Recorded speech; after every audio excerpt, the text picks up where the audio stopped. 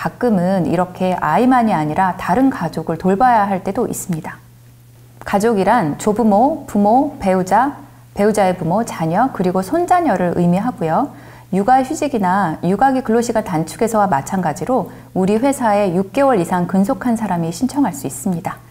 이 밖에 휴직을 허용하지 않을 수 있는 사유는 너무 상세해서 지금 보여드리고 있으니 화면 멈춤하여 확인하시면 되겠습니다. 최근에 질문 들어온 것 중에 작년 9월 90일에 가족돌봄 휴직을 모두 사용했는데 근로자가 올해 3월에 다시 휴직 신청을 해서 부여를 다시 해야 되느냐라는 질문이 있었습니다. 휴직 부여의 기준이 1월부터라고 하면 다시 부여를 해야 하지 않을까라는 생각이 드는 질문이었는데요. 노동부에서는 회사에서 별도로 정한 것이 없다면 그 1년이라는 것은 신청 근로자의 입사일을 기준으로 보면 된다라고 답변한 바 있습니다. 그렇다면 근로자별로 기산일이 모두 다르겠죠. 물론 우리 회사에서 별도로 기준을 가지고 있다면 그에 따르시면 됩니다.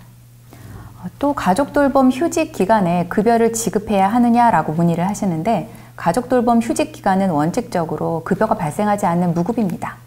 단 퇴직금 산정 기간에는 포함하셔야 하고요. 가족돌봄 휴직에서 추가로 유의하셔야 하는 점은 이 30일, 90일은 원력상의 일수이기 때문에 휴일도 모두 포함한다는 것이고 한 번 사용할 때 최소 30일씩은 사용해야 한다는 것입니다. 30일이 아닌 이보다 짧은 기간만 필요하다면 가족돌봄 휴가를 활용하시면 됩니다.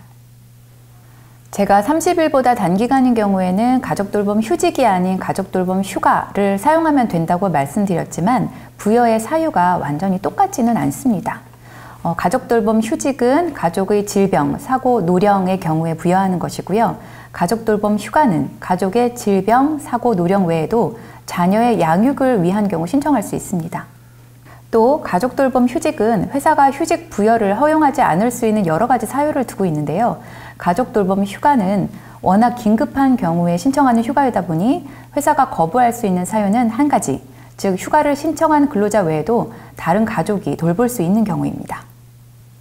그래서 휴가를 부여하긴 하시되 부여 시점으로 인해서 정상적인 사업 운영에 중대한 지장을 초래하는 경우 회사는 시기를 변경할 수 있습니다. 휴가 기간은 연간 최대 10일이고요. 코로나 팬데믹 같은 이유로 고용노동부 장관이 고시하는 경우에는 기간이 증가할 수도 있습니다. 단 기간이 연장되어도 모두 가족돌봄 휴직 기간에 포함됩니다. 가족돌봄 휴가 기간도 가족돌봄 휴직 기간과 마찬가지로 기본적으로는 급여가 발생하지 않는 무급입니다. 단 퇴직금 산정 기간에는 포함되죠. 그런데 지금까지 아이와 가족들을 돌보면서 열심히 일했는데 근로자인 나 자신을 돌볼 수 있는 제도는 없을까요? 있습니다. 2022년부터는 30인 미만 사업장에도 적용되는 가족돌봄 등을 위한 근로시간 단축 제도입니다. 사유를 충족하는 경우 주당 15시간부터 30시간 범위에서만 일할 수 있는 제도입니다. 사유로는 가족 돌봄도 있지만 본인의 건강을 돌보거나 55세 이상의 근로자로서 은퇴를 준비하거나 학업을 위한 경우에 신청할 수 있습니다. 육아기 근로시간 단축과 마찬가지로 임금은 비례 삭감되는데 통상 임금을 삭감할 수 있다고 이해하시면 되겠습니다.